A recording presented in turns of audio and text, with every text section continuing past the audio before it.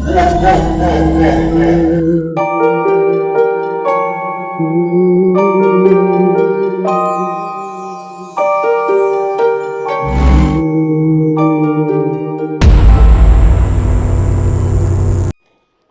علیکم دوستوں، welcome to my channel Shamama scary stories.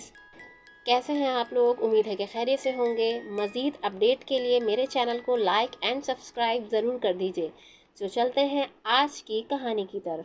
ایک چھوٹے سے گاؤں میں ایک لڑکی رہتی تھی جس کا نام ہنا تھا۔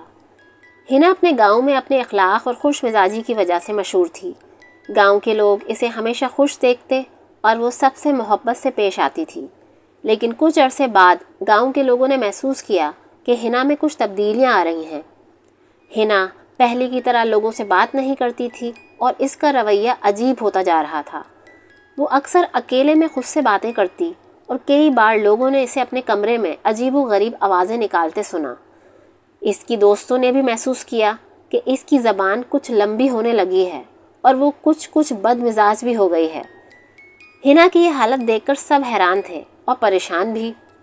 ایک رات کی بات ہے، ہنا کے کمرے سے اچانک چیخنے کی آوازیں آنے لگیں۔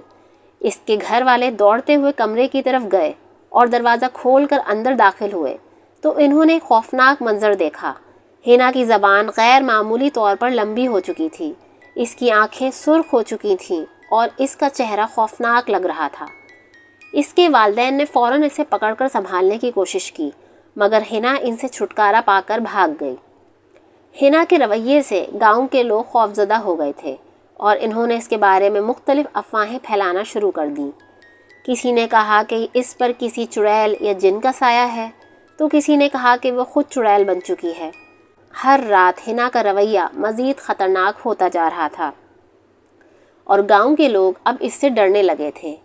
گاؤں میں ایک بزرگ عورت تھی جو روحانی علاج کرتی تھی۔ لوگ اس کے پاس گئے اور اس سے درخواست کی کہ وہ ہنا کی مدد کرے۔ بزرگ عورت نے ہنا کے گھر والوں سے ملاقات کی اور انہیں بتایا کہ ہنا پر کسی بدرو یا چڑیل کا سایہ ہے، جس کی وجہ سے اس کی یہ حالت ہوئی ہے۔ بزرگ عورت نے کچھ دعا پڑھ کر پانی پہ دم کیا اور اس سے ہنا پر چھڑکنے کا کہا۔ گھر والے فوراً بزرگ عورت کی ہدایت پر عمل کرتے ہوئے ہنا پر دم کیا ہوا پانی چھڑکنے لگے۔ جیسے ہی پانی ہنا پر چھڑکا گیا، اس نے زور زور سے چیخنا شروع کر دیا اور اس کی زبان مزید لمبی ہو گئی۔ اس کی چیخیں پورے گاؤں میں گونجنے لگیں اور لوگ خوف سے اپنے گھروں میں بند ہو گئے۔ ہنا کی حالت انتہائی خوفناک ہو چکی تھی اور اس کا چہرہ دیکھنے والوں کو ڈرا دیتا تھا۔ گاؤں کے لوگوں نے فیصلہ کیا کہ اب مزید اس حالت کو برداشت نہیں کیا جا سکتا۔ بزرگ عورت نے مزید کچھ روحانی اعمال کیے اور دعا کی کہ ہنا اس بدرو کے اثر سے آزاد ہو جائے۔ ایک رات دعا کرنے کے بعد ہنا نے اچانک چیخ ماری اور بے ہوش ہو گئی۔ گاؤں کے لوگوں نے محسوس کیا کہ شاید اس پر سے بدرو کا اثر ختم ہو گیا ہے۔ کچھ دیر بعد ہنا نے آنکھیں کھولی اور اپنے آپ کو گاؤں والوں کے درمیان پایا۔ اس نے ڈر کے مارے سب کو دیکھا اور رونا شروع کر دیا۔ اس نے بتایا کہ اسے کچھ بھی یاد نہیں کہ اس کے ساتھ کیا ہوا تھا اور کیوں ہوا تھا۔